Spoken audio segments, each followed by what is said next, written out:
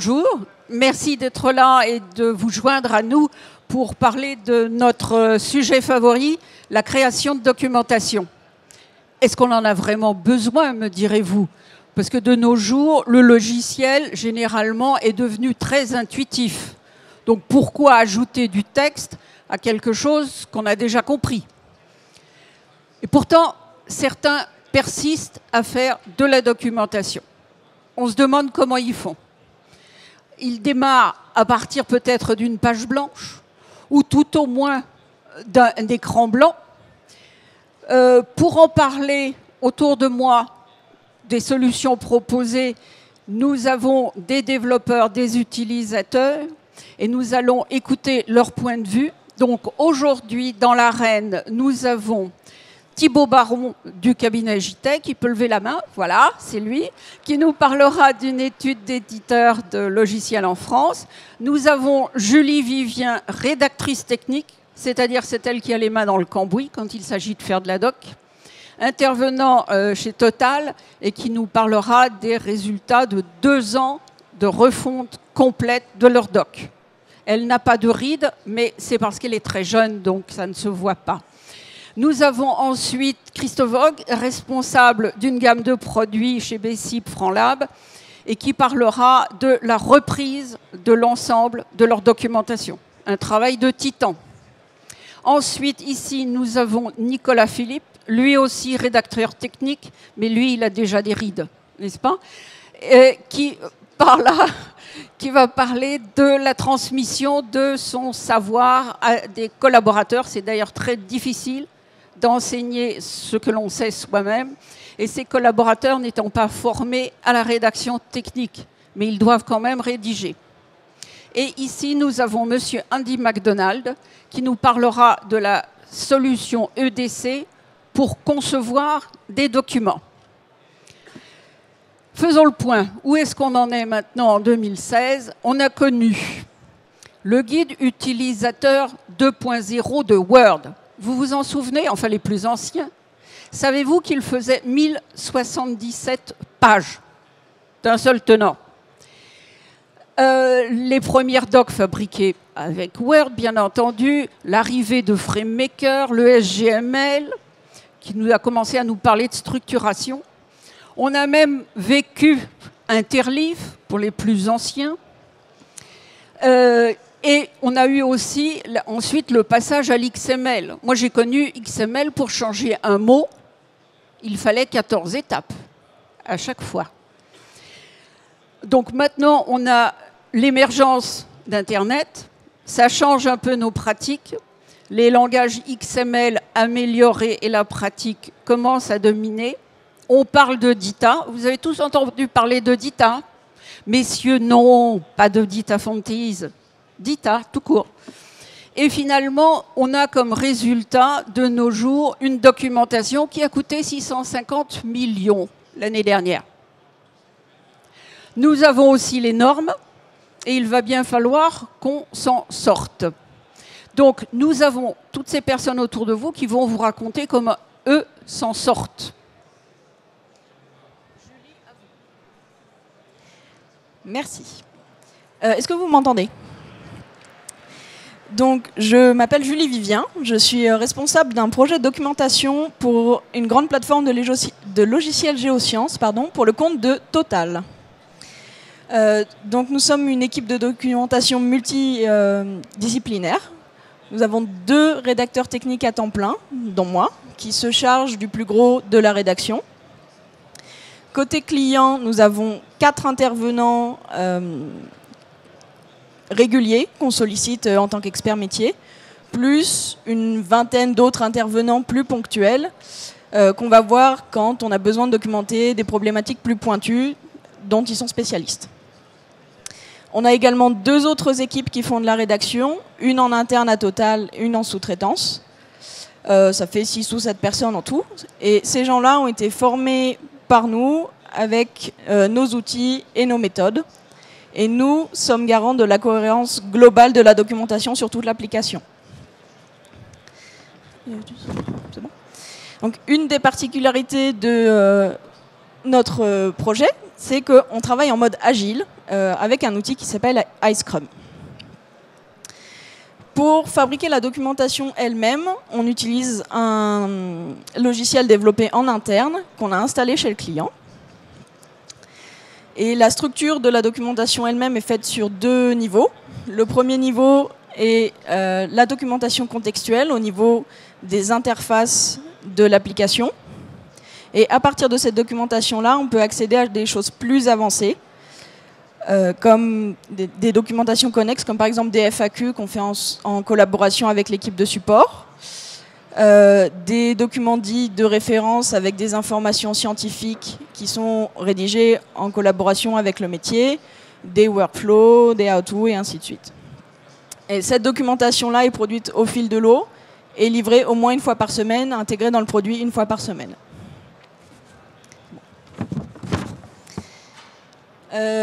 Nous sommes arrivés sur ce chantier de documentation en 2012. À l'époque, il y avait peu de documentation dans le produit. Elle était dans beaucoup de formats différents, avec beaucoup de styles différents et de qualités très variables.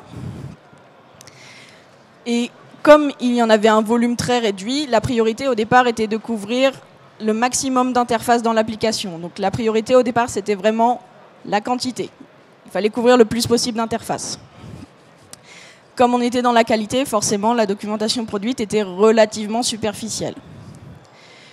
Donc on a travaillé comme ça pendant à peu près 2 ans, et jusqu'à ce qu'on ait les bases du logiciel qui étaient suffisamment couvertes pour que les utilisateurs du logiciel recommencent à utiliser la doc, ce qu'ils ne faisaient pas avant. Et comme ils utilisaient la documentation, ils avaient des retours à nous faire. Et en fonction de ces retours, on a ajusté les priorités pour répondre à leurs besoins. Nos utilisateurs sont dans un contexte particulier. Ce sont des experts en géosciences, des géophysiciens, des géologues. Ce qui veut dire qu'eux, ils n'ont pas vraiment besoin qu'on leur fasse de la documentation qui leur explique comment marchent les interfaces. Ils ont besoin de choses avec un contenu scientifique très pointu, très pertinent, vraiment le plus pertinent possible. Donc pour répondre à ces besoins-là, on a fait évoluer la priorité de la documentation de la quantité vers la qualité. On couvre moins d'interfaces en nombre et on fait beaucoup plus de documents connects approfondis qui leur permettent de plus explorer chaque interface. Et à l'heure actuelle, on est toujours dans cette optique de qualité en mettant un focus particulier sur les nouveautés propres à la toute dernière version de l'application. On a à peu près une nouvelle version par an.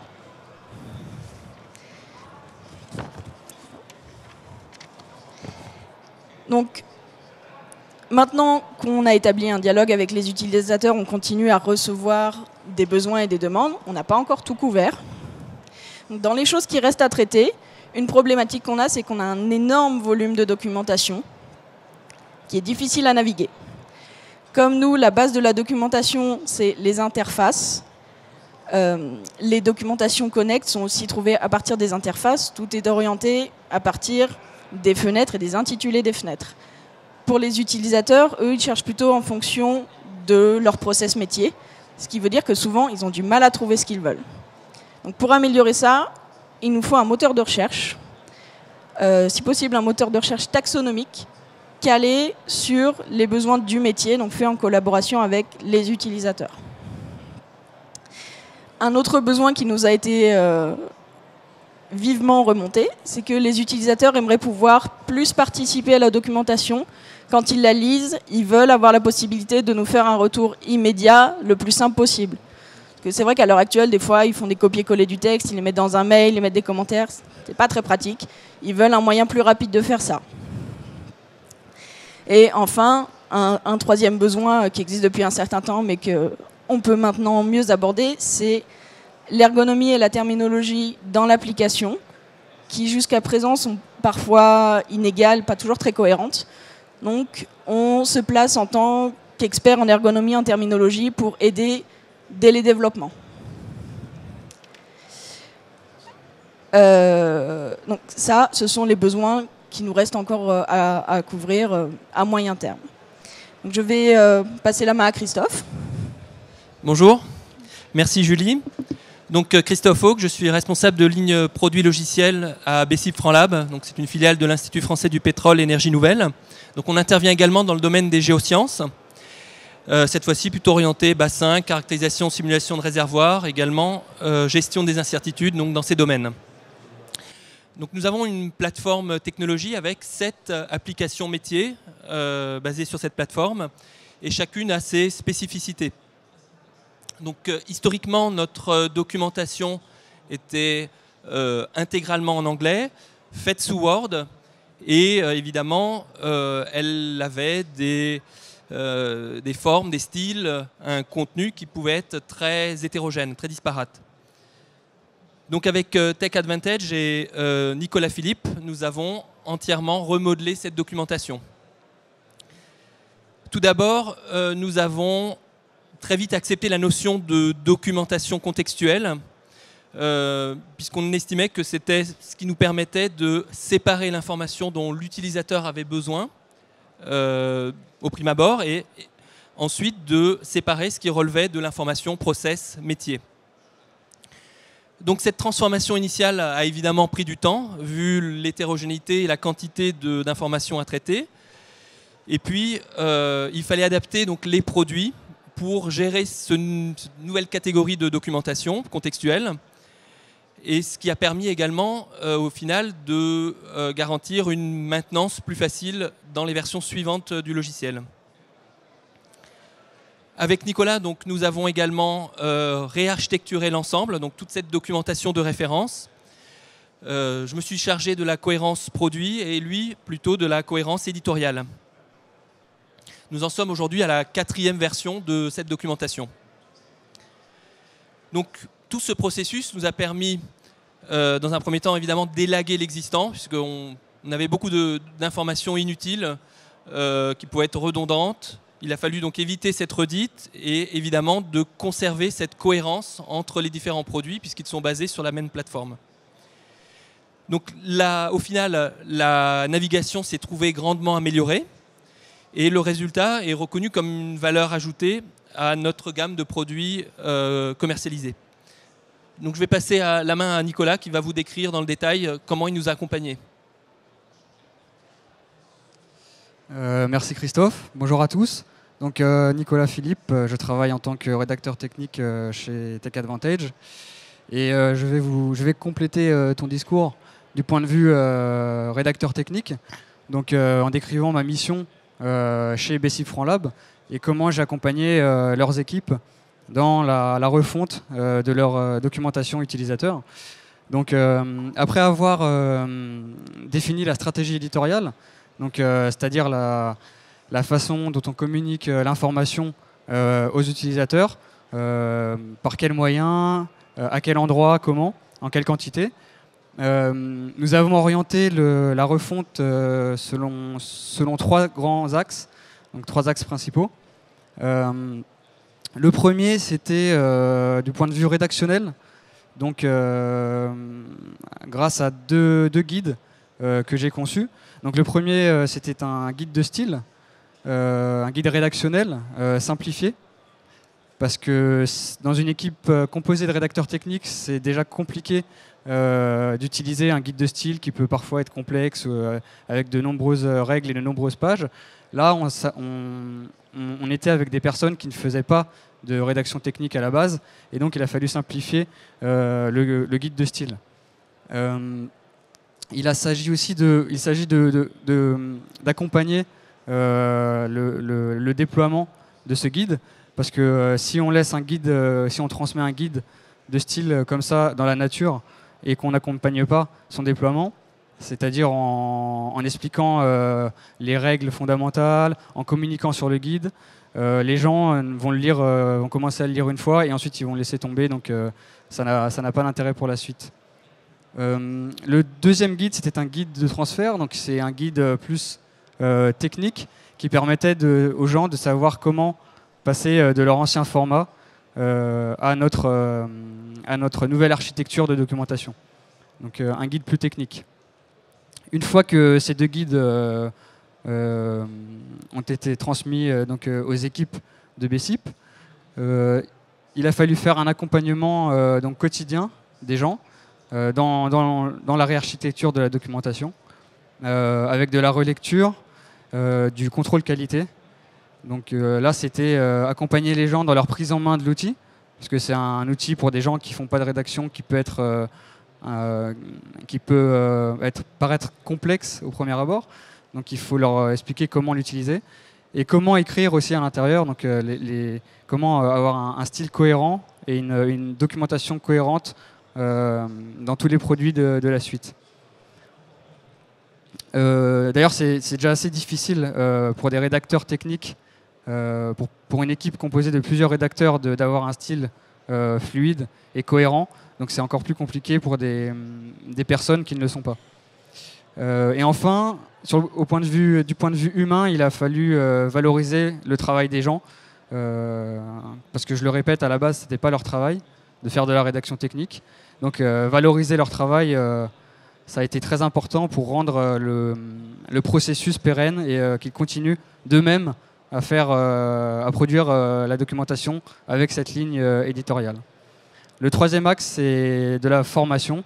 Donc apprendre aux gens comment aborder une architecture d'information, les différents types d'informations, le typage des informations. Parler également, faire des exercices et montrer des exemples et expliquer aux gens des règles qui peuvent paraître aussi peu compréhensibles, voire obscures pour des personnes qui ne sont pas rédacteurs techniques à la base.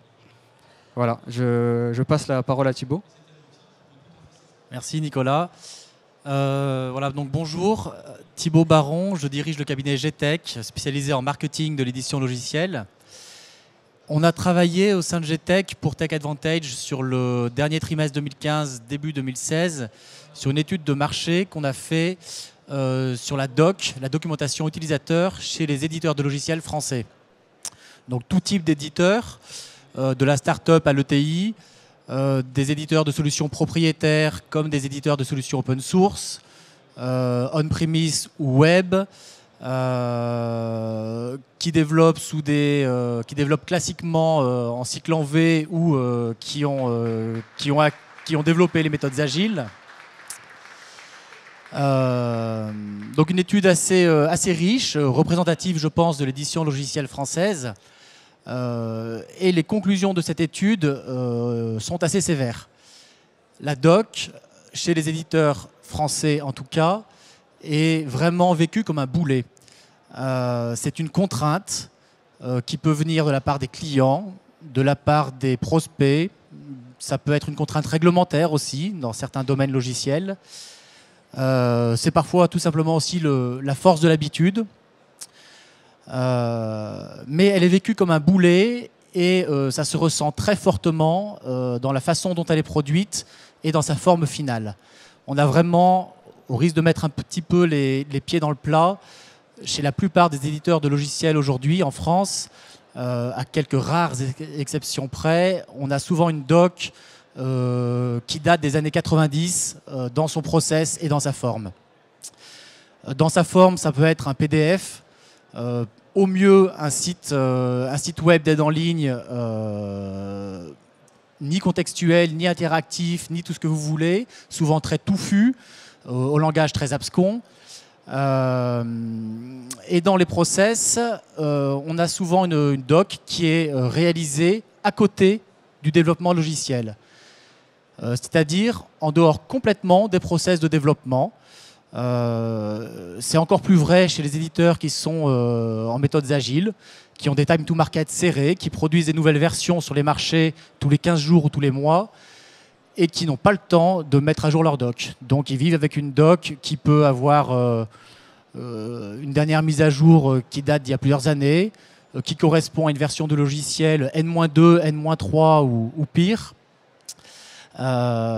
Et qu'ils essayent de mettre à jour une fois tous les 36 du mois quand ils ont le temps et s'ils ont un stagiaire sous la main. Bon, je caricature un petit peu, mais il y a vraiment de ça.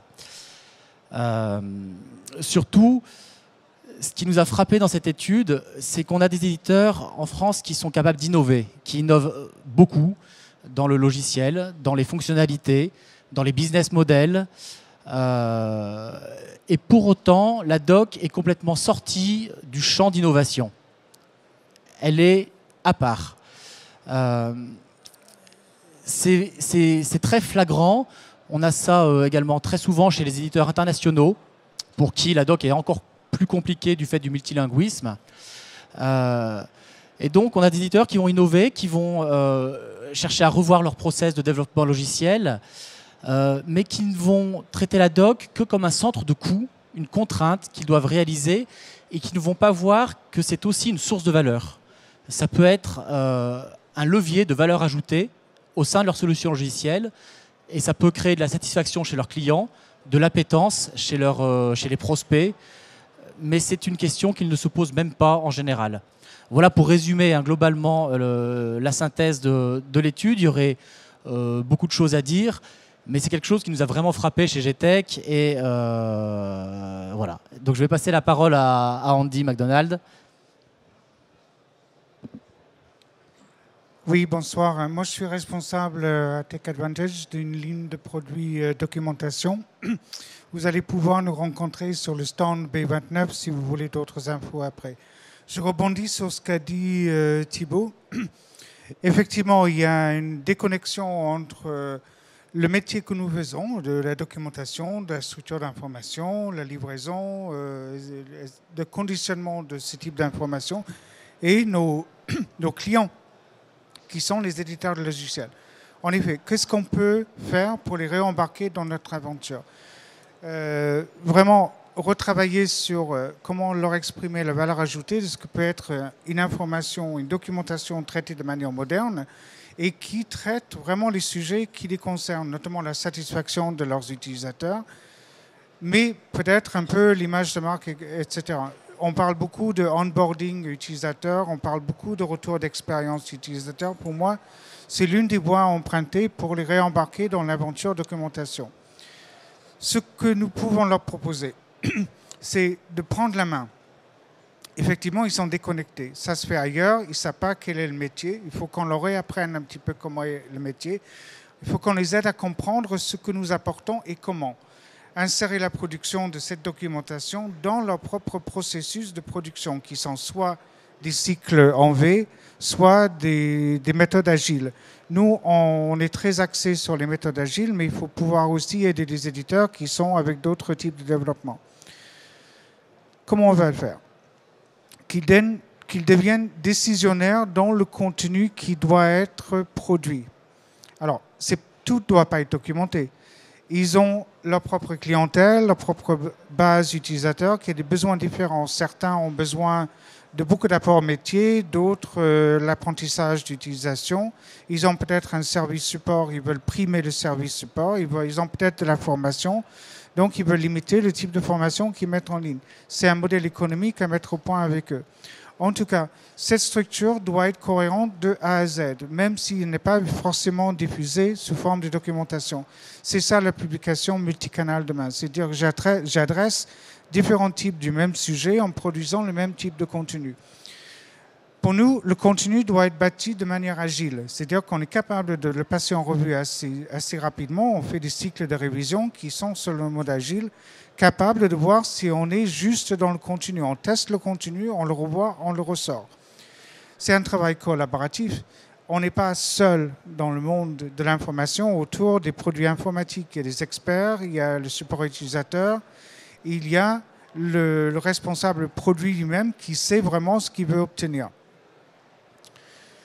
Pour nous, la première partie de tout ça, c'est gérer une stratégie de définition de contenu. On fixe ses objectifs. C'est la limite de qu'est-ce que je documente, qu'est-ce que je documente pas. Ça a quelle forme? Quelle est l'audience auquel je m'adresse? Est-ce que mes utilisateurs sont nouveaux? Est-ce que je vise que les nouveaux? Est-ce que je dois faire des apports métiers? Si je fais un changement dans un processus métier, je dois l'accompagner tout le long de la livraison de la documentation. J'ai quelle forme d'export? Est-ce que je fais de la formation? Est-ce que j'ai des tutoriels? J'ai du support? J'ai un portail web? Comment je vais gérer ces sorties-là? Ce qui est très important pour les rédacteurs et ceux qui produisent l'information, c'est d'accéder aux sources. Les sources ne sont pas que matérielles, ce n'est pas que des papiers, ce n'est pas qu'un cahier de charge. C'est aussi des acteurs qui vont pouvoir compléter le contenu que nous, rédacteurs, ne maîtrisons pas. Il ne faut pas penser qu'on maîtrise tout dans la chaîne de production de l'information. Et ensuite, la phase très importante, j'organise en amont la validation. Parce que la validation, elle n'est pas dans les 3 derniers jours de production d'une documentation, elle est tout le long. Ce que nous faisons de très particulier, c'est qu'on documente l'interface utilisateur directement, in situ. Donc, nous livrons avec nos produits une couche de connexion qui permet aux développeurs de déclarer les interfaces utilisateurs sous forme de briques applicatives qu'on va documenter en discutant avec les développeurs pour savoir qu'est-ce qu'ils ont fait, comment est-ce qu'on peut l'améliorer d'abord en termes d'ergonomie, terminologie, et ensuite on documente. On ajoute ensuite tous les éléments qu'on considère, nous, connexes. Alors, beaucoup de gens vont parler du data. En fait, c'est du data, c'est des informations map data qui sont livrées et exprimées aux éditeurs de logiciels comme des structures d'information. Data, ce n'est pas leur monde, c'est le nôtre. Ensuite, dans la partie enrichissement du contenu, c'est je commente, je sollicite des contributions et je passe à la validation et à la publication. C'est une construction collaborative. Le rédacteur n'est plus le seul auteur dans un cycle de production d'informations. Son rôle derrière va être d'assurer une cohérence éditoriale. Il y a les développeurs et les rédacteurs qui sont le premier couple de départ dans la rédaction pour essayer d'expliquer ce qui a été fait. Ensuite, le support qui, en tant que tel, et devant les utilisateurs, contribue. J'ai besoin de telles réponses à des FAQ. Voilà comment je vois mes utilisateurs se comporter. Voilà des fiches explicatives que j'ai besoin de leur livrer. Et ensuite, les experts qui apportent le vocabulaire, le glossaire, la démarche métier et qui font aussi une partie de la rédaction. Pour nous, je parle des rédacteurs, ça change un petit peu leur mission auprès des éditeurs de logiciels dans ce type de rôle. Ils sont rédacteurs, bien sûr, mais ils deviennent beaucoup plus architectes d'une cohérence dans une structure d'information. Ça veut dire qu'ils doivent avoir une vision de A à Z de ce qu'ils vont pouvoir livrer et comment. Ils sont garants de la cohérence éditoriale et ils sont animateurs d'un cycle de production. L'objectif, c'est de livrer vite, de contrôler vite, d'adapter le contenu. Voilà, un petit peu, c'est la fin de la conférence. On voulait laisser de la place à des questions, si vous en avez. Merci beaucoup. Les questions, c'est vous qui les posez. On est là pour écouter. Vous avez droit à toutes les questions sans hésitation.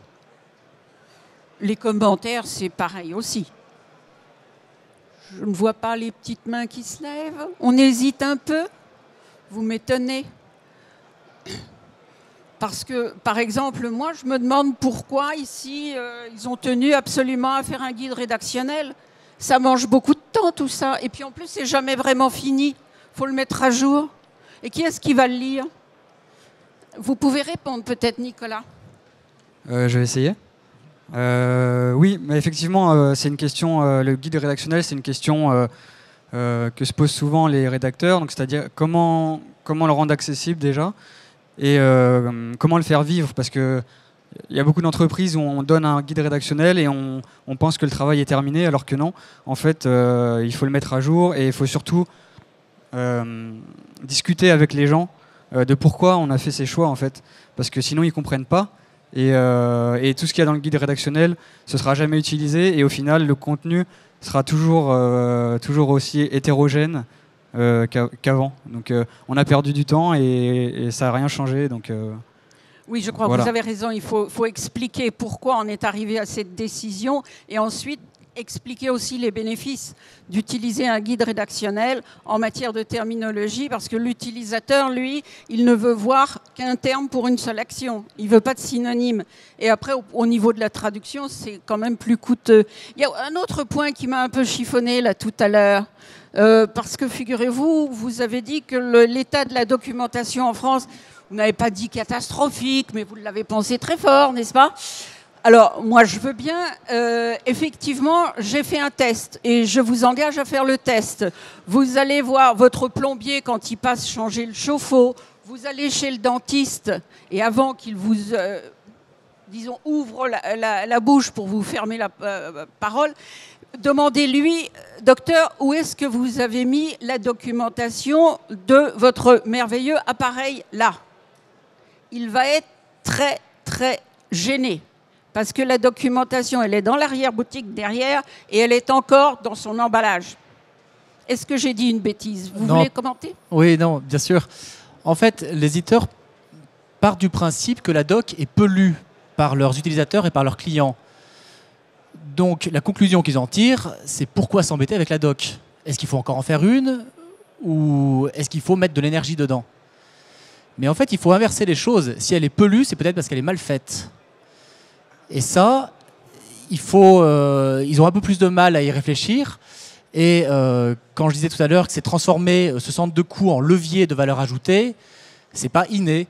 Et les éditeurs, la plupart, en France en tout cas, ne se posent pas forcément cette question. Voilà, elle n'est pas lue, donc on n'en fait pas ou on en fait une mauvaise. Mais si on inverse les choses, si on fait une bonne doc, peut-être qu'on va apporter de la valeur, peut-être qu'on va mieux satisfaire nos clients, peut-être qu'on va créer beaucoup plus d'appétence chez nos prospects. Et donc tout ira pour le mieux pour la solution logicielle qu'on développe. Oui. Bon, alors, est-ce qu'on peut donner un micro à monsieur?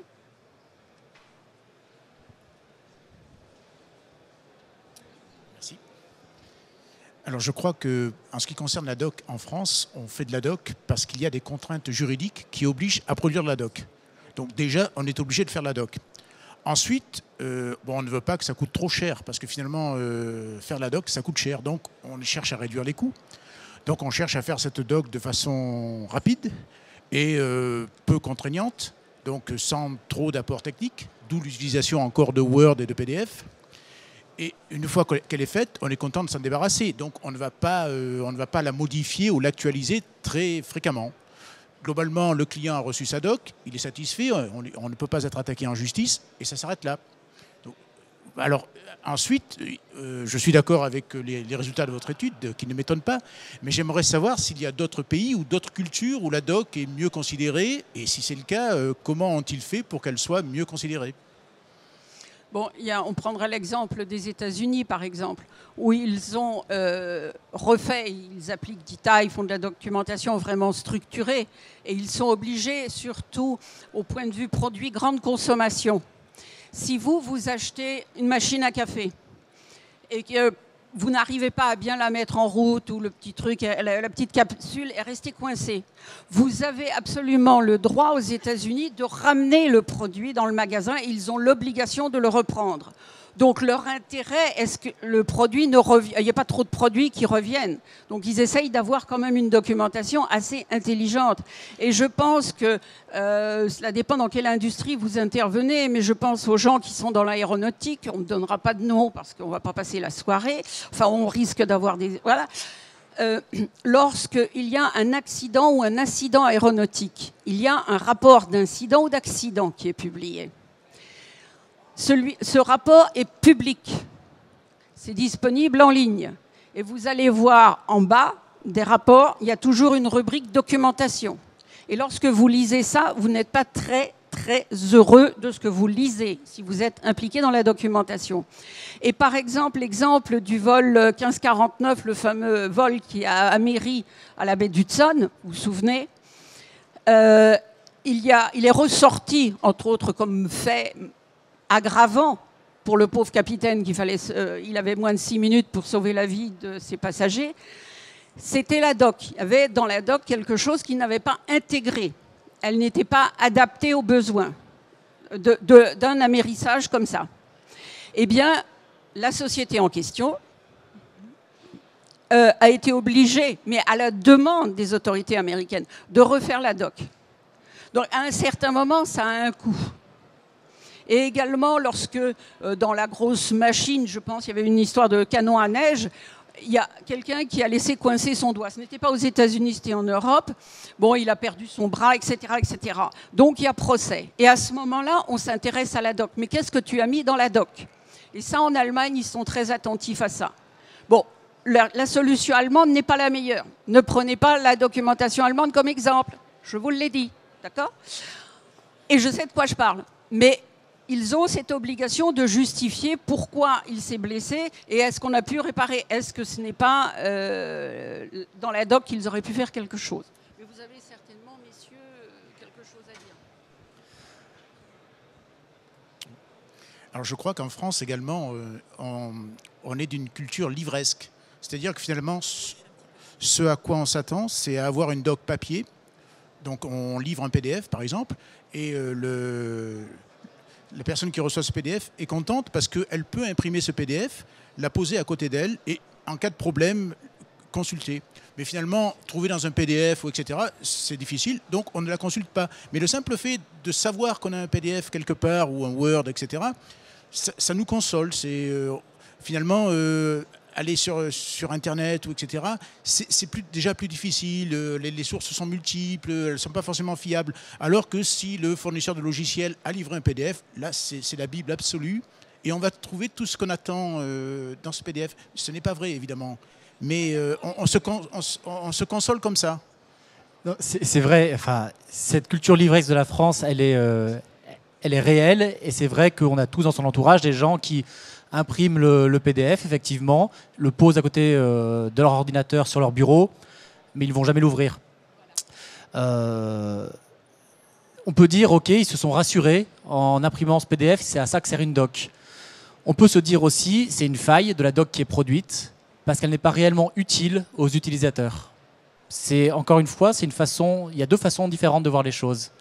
Il y a la façon qui prend état d'un fait et qui capitule, et la façon de voir ça qui se dit, mais si on inventait un autre modèle, si on faisait les choses autrement pour apporter plus de valeur. Simplement un détail, le PDF ne vous donnera jamais la solution à votre problème. Si vous ouvrez un PDF, vous cherchez l'info, je vous défie de la trouver. Je vous défie de la trouver. Donc le PDF n'est absolument pas la solution. Et pensez à nos chers amis de RDF. Je viens de Bretagne, donc on avait une tempête la semaine dernière. Les lignes sont coupées et vous avez les techniciens de RDF qui montent au poteau à 12 mètres. Vous allez lui donner une documentation en PDF? Alors vous allez me dire, oui, non, mais maintenant ils ont des tablettes. Ah bon, il va lire un PDF sur une tablette? Donc la documentation PDF, c'est la solution de facilité qui ne sert à rien. Je passe le micro. Oui, tout le modèle que nous mettons en avant est une doc petite, connectée à très bas niveau dans le produit, avec une navigation qui permet d'aller de sujet en sujet pour apprendre ce qui est nécessaire, pour éviter une grosse saturation d'informations et pour aller plus directement au sujet qui est concerné par la partie du produit dans lequel on est. Voilà.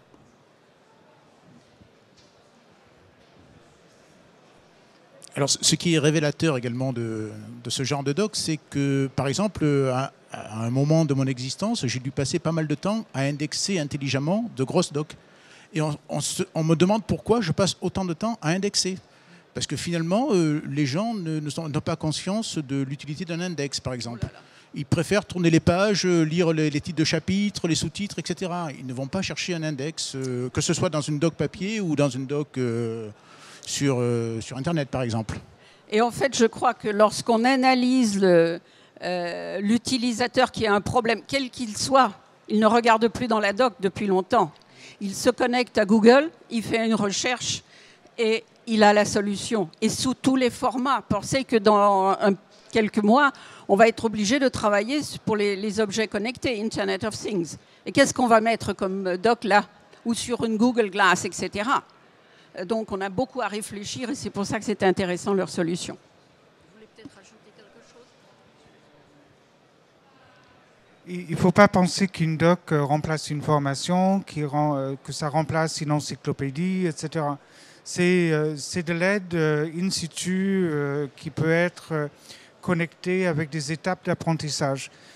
Les autres vecteurs de distribution d'informations, c'est pour ça que je parle aussi d'information et de documentation, sont à livrer à l'utilisateur sous forme de tutoriels, sous forme d'apprentissage métier, sous forme de guides, de best practice, etc. C'est une panoplie de choses qu'on aura demain. On n'aura plus la notion « j'imprime une page pour apprendre à utiliser un produit ». La manière d'utiliser un produit diffère énormément. Si je prends Photoshop, personne n'utilise Photoshop de la même manière. Chacun a un besoin différent. Il faut qu'on l'attache à un parcours, un métier. Si je vais faire une page de pub avec Photoshop, je m'y prends comment, hein? Donc c'est ce type de besoin qu'il faut couvrir. En plus, chaque éditeur a ses besoins très particuliers. Chez BC FranLab, que je sache, il n'y a aucune documentation imprimée. Effectivement, même si parfois les utilisateurs nous demandent un PDF, aujourd'hui on ne fournit plus de PDF. La documentation est complètement intégrée dans le logiciel, donc elle est contextuelle aux éditeurs qu'ils sont en train de manipuler, et s'ils ont besoin d'éléments de théorie ou autre, il y a une documentation mais qui est architecturée en fonction d'objectifs. Ce qui est important, c'est ce que l'utilisateur a besoin de faire à un moment donné, donc c'est les workflows. C'est qu'est-ce que je veux faire et comment je vais le faire, et pas commencer à lire un livre de A à Z. Donc c'est plutôt dans ces stratégies-là de documentation qu'on a travaillé, effectivement, et puis développer des FAQ en fonction des retours utilisateurs lors du support. Donc c'est exploiter ce genre de choses parce qu'on sait qu'il y a des difficultés à mettre en œuvre certains workflows, et donc c'est aller directement à la solution en fonction de notre expérience aussi.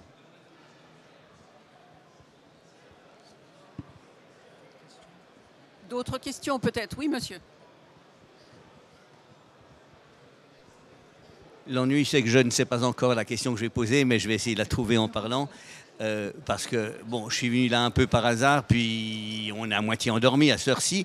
Mais j'ai été attiré surtout par, ou disons attiré, j'ai été intrigué par la formulation de votre atelier. Parce que vous parlez, vous dites fini, c'est la fin des lourds manuels inexploitables. Moi, il me semble qu'il y a malentendu. D'une manière générale, c'est vrai que à l'époque de la culture papier, cette culture papier était très inexploitable parce qu'elle était en silo. Chaque éditeur a son catalogue et chaque auteur veut avoir son livre, même si c'est pour répéter ce qui a déjà été mis 1 million de fois, etc. Et effectivement, il n'y a pas... c'est des silos contre-productifs. Mais pour un manuel technique, l'approche du silo est idéale. Elle est bien supérieure à une recherche sur Google. Sur Google, Google est un gros problème. Les moteurs de recherche en ligne ont un gros problème, c'est que c'est des index sans table des matières. Ce n'est pas une bibliothèque avec un catalogue, ce n'est pas une encyclopédie avec table des matières, c'est un index. Et alors vous trouvez des bribes d'informations dispersées, souvent par la force des choses non pertinentes, mais lorsqu'on cherche un manuel d'utilisation pour un écrou d'une aile d'avion d'un modèle bien spécifique, l'approche du silo est la meilleure, que les manuels soient généralement mal faits. J'ai connu une fois un industriel qui disait « Lorsque j'ai barré tout ce qui n'a pas de sens, tout ce qui veut rien dire dans un catalogue, il reste que le schéma. » Oui, mais ça n'a rien à voir avec matérialiser, dématérialiser, papier, etc. Ça a à voir avec le fait que généralement les manuels sont lourdingues et que l'auteur ne se met pas à la place du lecteur. Mais d'une manière générale, je dirais que pour un manuel, le problème n'est pas du côté du papier, il est du côté de Google. Non, le problème est si vous cherchez à voir quel est le calibre du boulon ou de la vis pour le modèle de l'avion, nanana, vous ne cherchez que ça. Or, vous allez avoir un manuel de 1000 pages que vous allez devoir consulter. La table des matières, l'index, c'est pas sûr qu'il y ait un index, n'est-ce pas, monsieur? On n'a pas toujours un index. Donc, comment est-ce que vous allez trouver votre info? Alors, et en combien de temps? D'abord, je vais engager monsieur qui fait les index, parce qu'effectivement, ça... Même dans la publication non technique, en France, pendant des générations, on a eu des livres sans index. Dans la littérature anglo-saxonne, il y a toujours eu des index depuis très très longtemps. Bien sûr, l'index est essentiel, mais la seconde chose, c'est que moi, je ne monte pas dans un avion dont l'ingénieur ne s'est pas farci des dizaines de manuels de 3000 pages. Je veux dire, on ne peut pas demander à un entrepreneur de lire le code du travail de 1500 pages parce qu'effectivement, c'est du droit très touffu, mais je pense qu'un ingénieur, il est là pour ça. Et moi, depuis que j'ai compris ce que vous me dites, je ne monte plus dans un avion et je prendrai un train uniquement après avoir vérifié moi-même qu'il y ait toutes les roues. Donc, c'est indéniable qu'il y a des sujets, il y a des manuels techniques qui concernent des produits physiques qui ont besoin d'énormément d'informations. Nous, on est dans le monde logiciel. Et on a des utilisateurs qui ne lisent plus.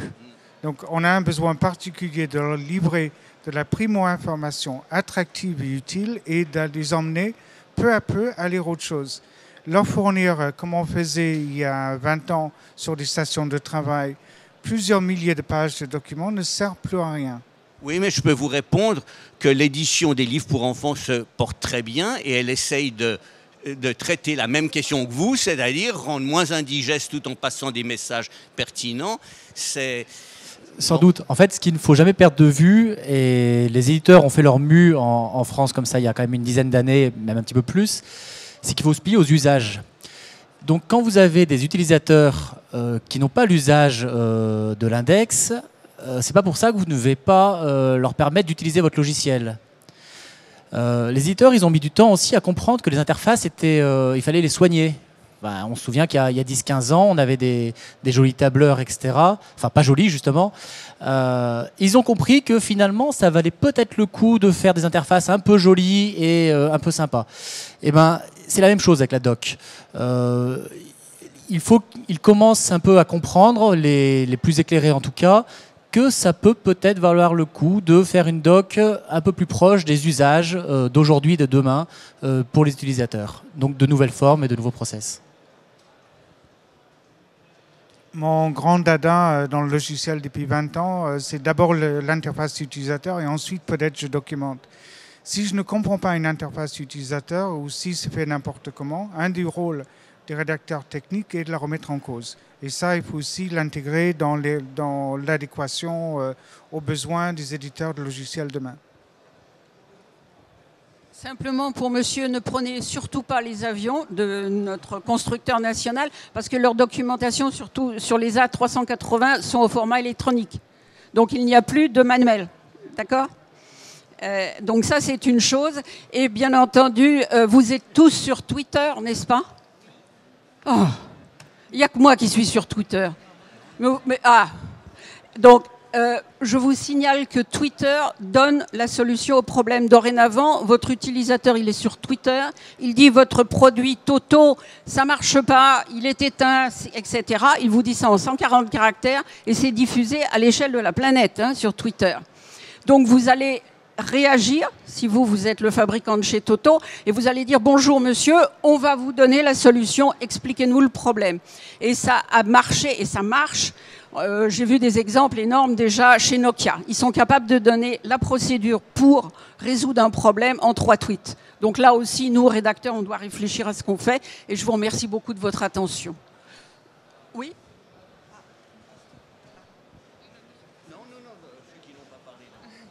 Oui, sur votre étude concernant les éditeurs de logiciels, sur l'étude concernant les éditeurs de logiciels, avez-vous pu voir le côté utilisateur, c'est-à-dire quelle pourrait être la doc idéale pour les utilisateurs de logiciels utilisateurs de logiciels, oui. Est-ce qu'ils vous ont soumis des envies ou des choses en disant c'est ça qu'il nous faut ? Alors, je vais choquer en disant que demain, ce type de doc logiciel sera produit en bonne partie par les utilisateurs eux-mêmes. Donc, nous, notre ambition, c'est d'ici quelques années d'avoir suffisamment de confiance dans un système de production d'informations pour les embarquer très tôt dans l'équation. Ils sont plus experts que la plupart des gens autour du logiciel qu'ils utilisent tous les jours. Ce qu'ils savent faire avec, très souvent, dépasse ce que voulait initialement faire l'éditeur de logiciel lui-même. Donc, l'avenir est là. Et dans toute préparation de documentation, il est très simplement faisable d'avoir un panel d'utilisateurs type consultés au prime abord pour leurs besoins. Ça fait partie de ce qu'on appelle la gestion de stratégie de contenu. Voilà. D'accord, mais dans ce cas-là, alors pour tout ce qui est cohérence éditoriale, comment vous faites si c'est les utilisateurs qui font la doc ? La cohérence, je parlais de la cohérence du point de vue rédacteur, du point de vue rédaction. L'utilisateur, il s'en fiche si on utilise un terme ou l'autre. Ce qu'il veut, c'est retrouver toujours le même terme quand on parle de la même chose. Donc, si on inculque ça dans une documentation, la personne va acquérir des automatismes et elle sera beaucoup moins perdue.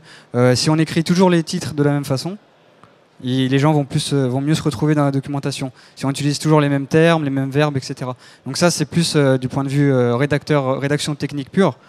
Ce qu'il faut fournir à l'utilisateur, c'est l'information nécessaire et pertinente pour qu'il utilise cette fenêtre au mieux et qu'il fasse son métier, pas qu'il perde du temps à lire la doc. Donc il y a une différence entre... on ne fait pas un guide de style pour les utilisateurs, on fait un guide de style pour que la documentation soit pas optimale, mais meilleure que si on écrivait un peu comme on voudrait, quoi. Non, j'avais bien compris que le guide de style c'était pour le rédacteur, mais alors peut-être que je n'ai pas compris ce que vous avez dit, mais vous disiez que le futur c'était de donner la main aux utilisateurs pour la rédaction. Donc c'est là où je ne comprends pas. Dans la production autour de la documentation, il y a une contribution utilisateur à mettre en avant à l'avenir. Une fois qu'une documentation est publiée dans ses premières versions, il faut aller vers de la production rapide de documentation. Les utilisateurs peuvent très facilement prendre le relais et l'enrichir avec leur expérience au quotidien et leur manière de se servir, d'avoir des astuces, de faire des recommandations. Ce qui fait qu'une partie de la documentation pourra être autoproduite. Après, ça restera un travail de collaboration toujours entre l'utilisateur et le rédacteur. Oui, et effectivement, le rédacteur se retrouve dans un rôle beaucoup plus éditorial où il valorise, où il modifie, il adapte le contenu à une chaîne de compréhension éditoriale. Et juste une dernière question, quand vous parliez de doc contextuel, jusqu'à quel niveau vous allez dans le logiciel, c'est-à-dire au niveau de l'écran, au niveau du bouton ou, on évite d'aller descendre trop bas. Si on prend une technologie de type Eclipse ou de type Java, on est fenêtre, panel, le petit bout, là où, et peut-être même pas la fenêtre, mais juste le petit bout qui n'est pas clair. Chaque endroit, bon, on sait très bien en termes d'ergonomie, on n'a pas envie de trouver dans une même fenêtre applicative une dizaine de points d'entrée dans une documentation. Ça ne sert à rien. Donc il faut les regrouper. Idéalement, c'est 2, voire 3 au grand maximum, et choisir lequel est prioritaire. Merci. Bon, manque de peau pour vous, votre séance est beaucoup plus passionnante que vous l'espériez et on ne veut plus vous lâcher. J'ai compris sur le tard que je n'avais pas compris que vous parliez des manuels pour logiciels, de logiciels, beaucoup plus que les manuels mécaniques ou électrotechniques. Mais alors là, vous êtes puni par là où vous avez péché. Parce que on se moque parfois des manuels de montage d'IKEA, mais pour l'essentiel, une fois qu'ils ont été corrigés, la deuxième édition est à peu près compréhensible et on arrive quand même à dormir sur le lit, on n'en a pas fait un placard. Bon. Mais par contre, il ne faut pas oublier que l'industrie du logiciel et l'industrie des services en général vit de confusion, de mots qui ne veulent rien dire, des trucs à la mode qui servent de mots de passe entre les professionnels et qui sont parfois d'ailleurs intraduisibles d'une langue à l'autre tant qu'ils n'ont pas trouvé une forme. Alors évidemment, c'est très difficile de rendre clair des concepts qui ne veulent rien dire. Et ça, que ce soit en ligne ou en papier. C'est pour ça qu'il faut parler la langue de l'utilisateur. C'est vraiment ça qu'il faut prendre en compte.